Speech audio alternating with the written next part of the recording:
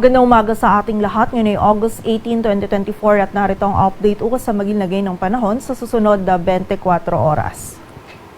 Sa kasalukuyan, yung low pressure area or LPA na minomonitor natin kahapon ay nasa labas na nga ng ating area of responsibility at hindi ito nakakaapekto sa anumang bahagi ng ating bansa. Samantala, ang southwest monsoon o habagat pa rin ang umiiral dito naman sa area ng extreme northern Luzon, kung saan ngayong araw ay magdadala ito ng maulap na kalangitan at mataas din na tsansa ng mga pag-ulan, pagkilat at pagkulog sa bahagi po yan ng Batanes at Babuyan Islands. At samantala, dito naman sa nalalabing bahagi ng ating bansa ay magiging bahagyang maulap hanggang sa maulap pa rin po yung ating kalangitan at meron pa rin tayong posibilidad ng mga isolated o yung mga biglaan at mga panandaliang pag-ulan, pagkilat at pagkulog lalong-lalo na yan sa hapon at gabi dulot naman ng mga localized thunderstorms. At sa kasalukuyan ay wala po tayong minomonitor or namamataan pa na sama ng panahon na maaaring makaapekto dito sa ating bansa.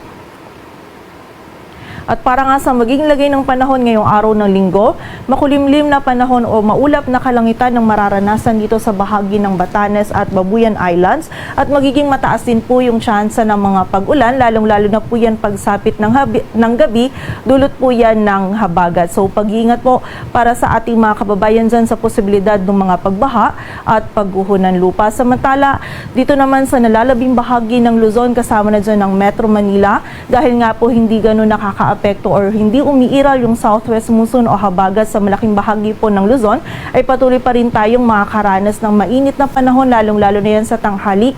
Ngunit meron pa rin po tayong posibilidad ng mga isolated o yung mga biglaang pag-ulan, pagkidlat at pagkulog, lalong-lalo na yan sa hapon at gabi, dulot ng mga localized thunderstorms. So kapag po tayo ay lalabas, huwag natin kalilimutan yung pananggalang natin sa init ng araw and also yung pananggalang din po natin sa mga biglaang pag-ulan na ito. And also yung mga regional offices din po natin, nagpapalabas sila ng mga thunderstorm advisories or mga babala ukol sa mga pag-ulan na ito.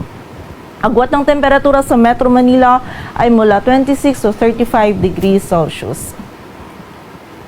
Samantala sa bahagi naman ng Visayas at Mindanao ngayong araw ay makakaranas din po ng bahagyang maulap hanggang sa maulap na kalangitan.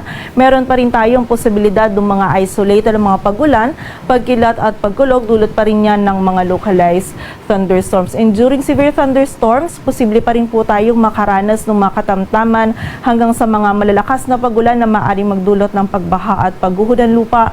So pag-iingat pa rin po para sa ating mga kababayan. Agwat ng temperatura sa Cebu ay mula 24 to 32 degrees Celsius at sa Davao naman ay 25 to 34 degrees Celsius. At para naman sa lagay ng dagat baybayin ng ating bansa, wala po tayong nakataas na gale warning kaya malayang makapalaot yung mga kababayan nating mangisda pati na rin yung may mga maliliit na sasakyang pandagat. Dito sa Metro Manila, ang araw ay sisikat mamayang 5:43 ng umaga at lulubog mamayang 6:17 ng hapon.